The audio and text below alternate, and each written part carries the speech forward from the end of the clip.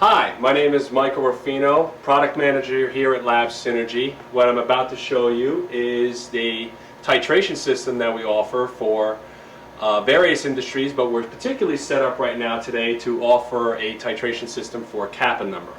Kappa Number is a very important application for the pulp and paper community because it tells about the bleachability, the hardness of the fibers that are being processed, as well as the destruction or the breakdown of the fibers or delignification of the process. What we're going to be showing you today is the true Kappa Number method according to the TAPI procedure, where we're going to be adding 100 mLs of the sulfuric acid, 100 mLs of the permanganate, stopping the reaction after 10 minutes with the potassium iodide, and then finishing off the titration with the sodium thiosulfate. So what we have here is our multi-T titration system. And multi-T is comprised of three components. We have our hardware, which comprises of our dosing units. Here we have a couple of selections to choose from. We have an interchangeable sled type of configuration, or we have dedicated workstations. The burettes are available in a variety of sizes, 20 or 50. Pretty much the methodology that we're running here today calls for all 50s, except for the addition of the potassium iodide.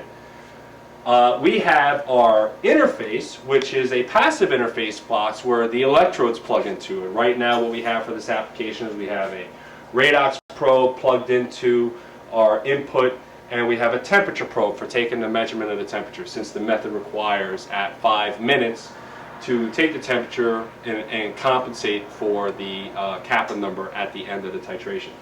The interface that we're showing here is available in a variety of flavors depending upon your needs, and we'll get a little bit more into that. You'll see here that we have a smaller interface available that allows for 4 potentiometric analyses to occur. This particular interface that we're demonstrating has 4, but also has the possibility for 2 temperatures. So in essence, we have the ability to run 2 Kappa numbers, and we can actually do 2 Kappa numbers simultaneously. A lot of flexibility from the titration system. Last but not least, what we're looking at is the software, and the software is the brains behind the operation. All right, everything is controlled. It is a PC-controlled titration system, so everything is done through the software. Great thing is how easy it is to operate the software. Right now we have a sample set up. I've already weighed out approximately 2 grams of sample. And if I'm ready to run the titration, it's simply click on the screen of choice and you press start.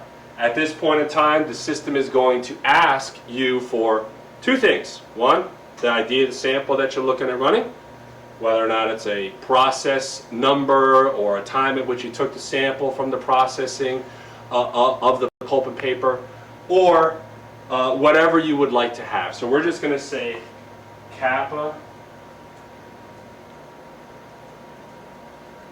video test, and then the weight of the sample, 2.287. Weighed out approximately, like I said, 2.287 grams of sample.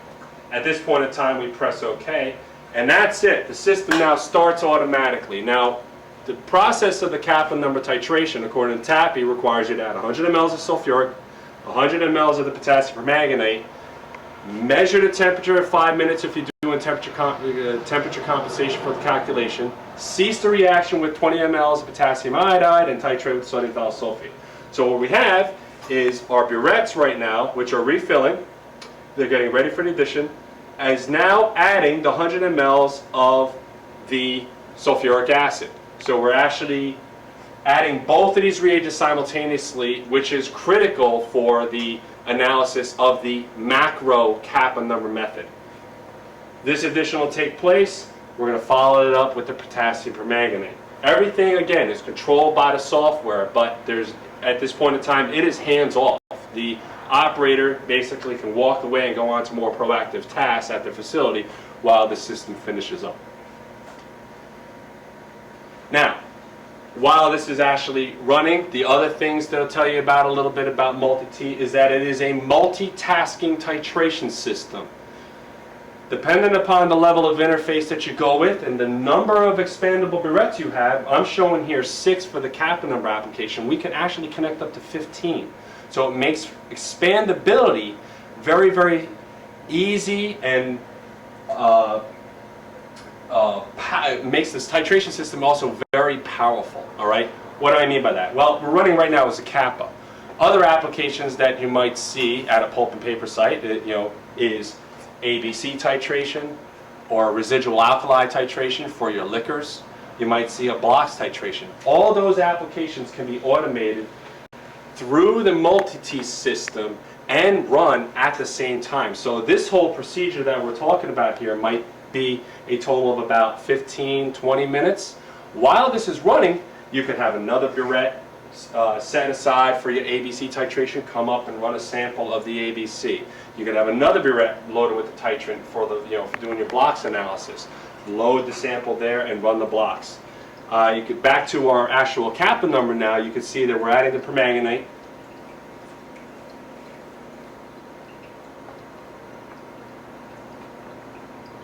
Reagent addition takes approximately 30 seconds, and then upon finishing that, the reaction time and the measurement of the actual temperature and the signal occurs from the software.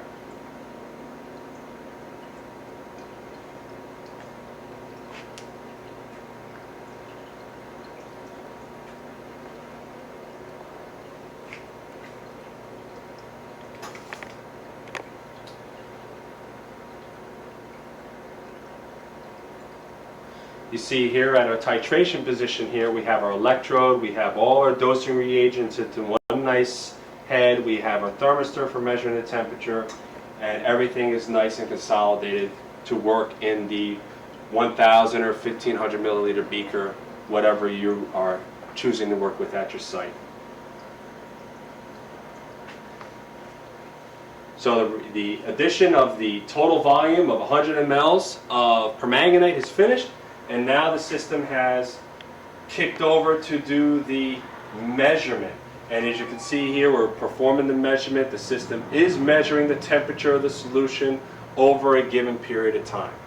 Now when we come back, we will see the titration pick up with the potassium iodide addition and finish off with the sodium thiosulfate.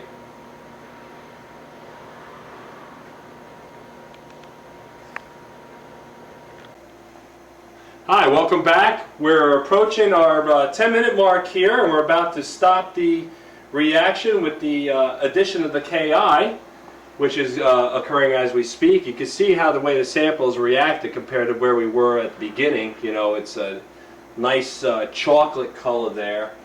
So now we're going to cease the reaction by the addition of the potassium iodide. We're just refilling our burette here. As soon as the burette refills, we will now add 20 mLs automatically from the system, as you can see. This will keep the reaction from continuing, and then we're going to follow that up with the titration using the sodium thiosulfate. At this point in time, we are just about more than halfway through the addition of the potassium iodide. And you can see the reaction has all but ceased at this point in time. The addition is stopped. Now what I have set up for the program, based upon the fact that this particular sample was in a range between Kappa number of 20 and 30, I'm actually doing a pre-titration. And the point of this, of a pre-titration, is to speed up the analysis. This way, saving time so that we can get our results in a bit faster fashion. So we have a 20 milliliter addition, and we have a wait time to allow the sample to react. As you can see now, we have the titration screen is doing a real-time analysis where we're plotting the potential being measured by the electrode versus the milliliters being added.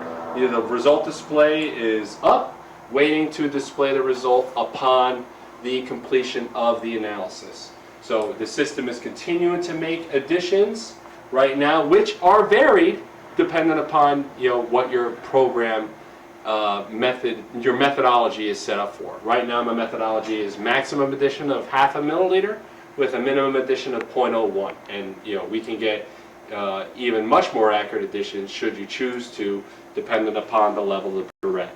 If you come back to the sample now, you see the addition is occurring. We have a nice rate of stirring. The sample is continuing to react with the thiosulfate, and it will do so until we reach our maximum change or minimum change in the potential. Nice addition rate still. We're at the maximum addition because the system itself doesn't identify a great change in the potential from the sample.